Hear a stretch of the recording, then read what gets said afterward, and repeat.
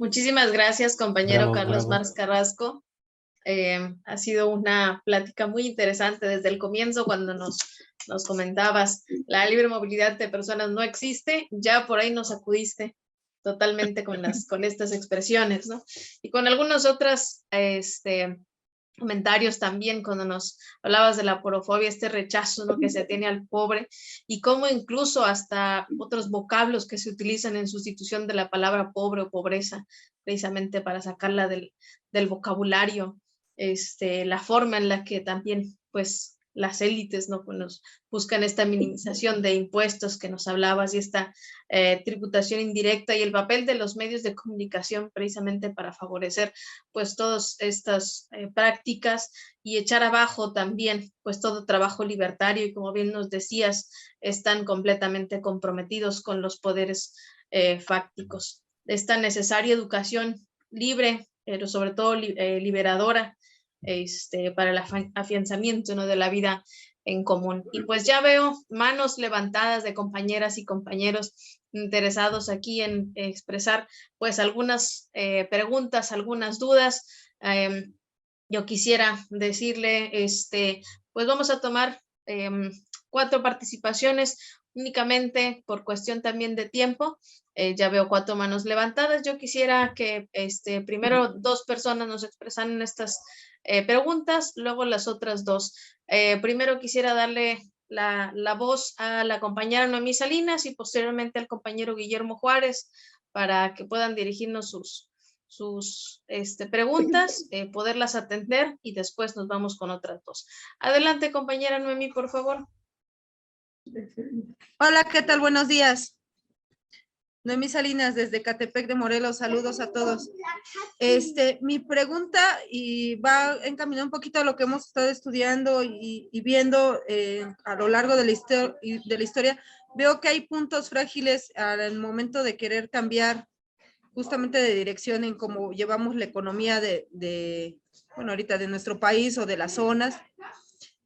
Mi pregunta es, ahorita con esta transformación, entonces, ¿está bien de algún modo seguir sosteniendo el sistema económico que estamos llevando para después transformarlo? ¿O igual con este cambio empezar ya a empujar para hacer algún cambio y hacia dónde tendríamos o cuál sería el cambio más correcto como para dirigirnos? Gracias.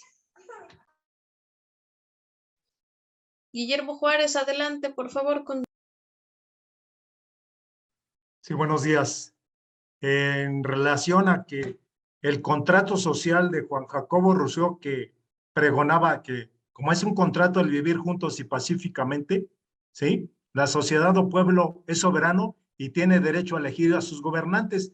¿Considera usted, maestro, que desde el punto de vista estrictamente jurídico, económico y jurídico social, se podría seguir aplicando este pacto social de Juan Jacobo para seguir manteniendo la paz social en un estado de bienestar social que pretende establecerse aquí en México para bien de todos? ¿Es cuánto? ¿Me permiten? ¿Podría responder de una vez a Sí, adelante, por favor. Ya. Gracias. Primero, muchas gracias por tan interesantes e inteligentes preguntas.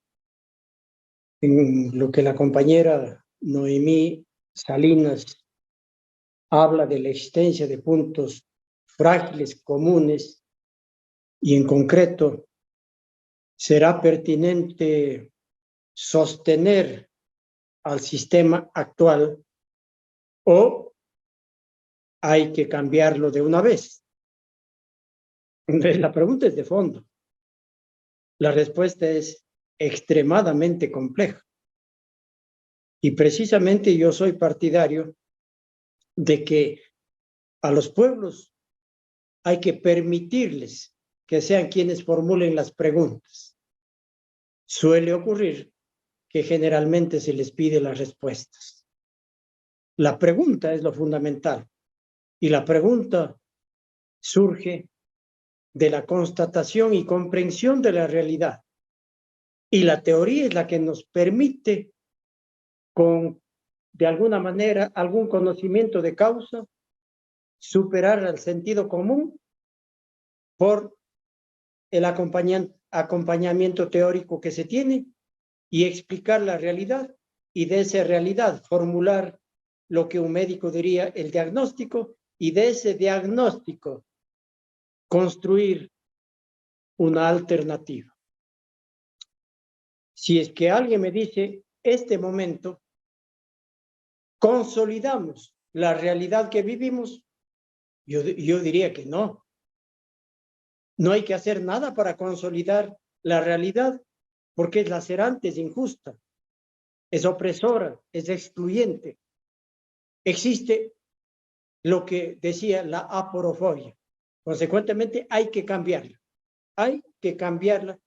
Y para cambiar, hay que hacer de todo lo que hemos conversado, pero fundamentalmente este es un proceso de profunda convicción consciente y organización unitaria. Profunda convicción consciente y organización unitaria. Y hay que construir esta realidad transformadora no sobre la base de una utopía a la que tenemos que alcanzar hasta allá o nada. Galeano otra vez nos sirve en su concepción de la utopía. La utopía sirve para caminar. Entonces marcamos este deber ser de la realidad lacerante hacia un norte y que vaya paulatinamente construyendo de manera circular, de manera espiral, hacia dónde queremos llegar. Es decir, no hay que renunciar a la transformación y al cambio, sino hay que avanzar en pequeños cambios, por más pequeños que parezcan, no en vez del cambio, sino por el cambio. Por ejemplo, aquí se está tramando la firma de tratados de libre comercio, por poner un caso, y que atañe mucho a las comunidades campesinas sobre todo. TLCs con todo el mundo, sin beneficio de inventario. Se pretende un TLC con Estados Unidos, con China, ya tenemos con la Unión Europea. Estamos a puertas de un TLC, de un acuerdo de libre comercio con la cuenca del Pacífico, México incluido. ¿Estamos de acuerdo? ¿Está bien que lo hagamos? ¿Hay riesgos? Siempre y cuando los acuerdos no signifiquen la destrucción, sobre todo de la incipiente industria que se ha alcanzado y más que nada de la producción campesina. Tengo entendido que precisamente en el ámbito agrícola a México no le está yendo bien. Tengo entendido. Ustedes me corregirán. Con la presencia de Monsanto, con la exterminación prácticamente de productos originarios, de calidades de maíz, por ejemplo, el producto símbolo de nuestra América, creo que el TLC le está cobrando fuerte factura a muchos sectores, sobre todo de las economías más pobres en México. Eso queremos replicar acá. Echarle a competir al agricultor, al productor ecuatoriano de maíz, por ejemplo, con el mismo caso, cuando la productividad por hectárea del maíz en Ecuador es 80 o 100% más baja que la productividad de Estados Unidos, y sabiendo que el productor norteamericano tiene subsidios elevados, competimos. Yo digo, no podemos. Por lo tanto, hay que desplegar las acciones políticas para o se consiguen acuerdos medianamente simétricos o simplemente no se suscriben los acuerdos de libre comercio. Porque hay que recordar la historia. ¿Cómo Estados Unidos, Canadá, Europa del Norte, etcétera, alcanzaron el desarrollo? A través del proteccionismo. Cuando ya han alcanzado la mayoría de edad hace rato, ellos dicen, ahora ustedes abran sus economías, sus mercados, las puertas de par en par, y dejen que nuestros productos entren a como dé lugar. Eso precisamente es lo que no queremos. Entonces, yo no creo que hay que decir, ya tenemos esto en vez del neoliberalismo global. No, tenemos que ir debatiendo permanentemente y construyendo.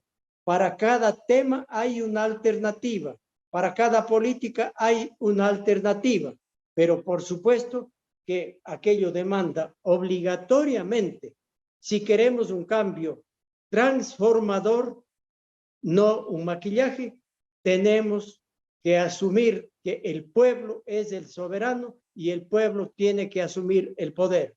Solo el pueblo salva al pueblo. Pero mientras aquello ocurra, sí hay bastantes cosas que paulatinamente hacer. Respecto a la pregunta de don Guillermo Juárez sobre el contrato social de Rousseau que debe mantenerse. Yo creo que ese contrato social, ese pacto, apenas pensaría yo, es una pequeña parte, pero no es la esencia del problema. El contrato social demandaría el principio de Rousseau también, de que el hombre nace sano y la sociedad lo corrompe. Habría que preguntarse aquello. Y el contrato social, que es base también de la democracia liberal burguesa, ha servido. Yo creo que debemos desarrollar otro pacto social, porque el pacto social que requerimos no es el compromiso nuestro a mostrar la otra mejilla. El pacto social debe ser insurgente. El pacto social debe ser de carácter político y debe comprometer a todas las fuerzas frente a la fuerza brutal, y perdóneme que utilice ese adjetivo, que ejerce el poder fáctico. No podemos esperar que ese lado del poder, y ese poder mal entendido, acepte totalmente de a buenas el pacto que nosotros demandamos.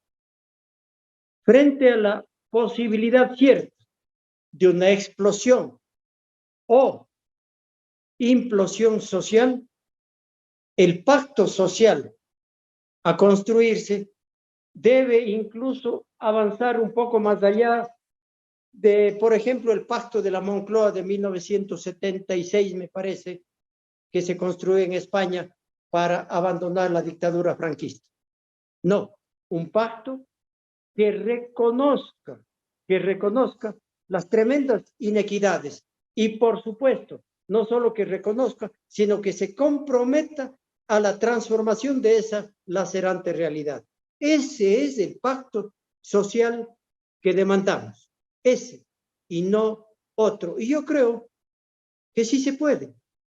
Mire, lo que está ocurriendo con México, lo que ocurrió en parte al menos del proceso chavista, lo que ha ocurrido con la Bolivia del MAS y de Evo Morales, lo que ocurrió con los 10 años de la Revolución Ciudadana en Ecuador, lo que optimistamente pienso que va a pasar con la Colombia de Petro, eso es lo que demandamos.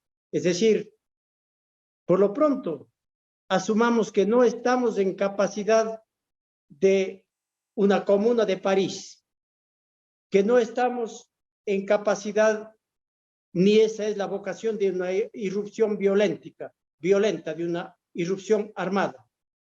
No, estamos en capacidad de una irrupción pacífica y estamos en capacidad de exigir que se respeten los derechos. Estamos en capacidad de exigir que se ponga fin a la aporofobia. Por ahí van mis modestas reflexiones. Muchísimas gracias, compañero Carlos, que ha sido realmente esta primera ponencia sobre la ética pública en los procesos de transformación, pues ha sido realmente, nos ha agitado realmente el ánimo y el deseo. Aquí precisamente lo vemos en las intervenciones, las preguntas que nos han manifestado, y sobre todo pues los comentarios y felicitaciones sobre esta constructiva conversación que nos ha planteado, compañero Carlos. Muchísimas gracias. Muchísimas gracias a ustedes. Les mando un abrazo lleno de respeto y afecto, un abrazo latinoamericano y, por supuesto, un abrazo muy especial a mi amigo Carlos y a Edwin Jarrín, que sé que está ahí. Algún rato, ojalá lo más pronto, nos veamos para departir un buen café y, bueno, en México también sería un buen tequila. Muchísimas gracias. Felicidades. Un fuerte abrazo.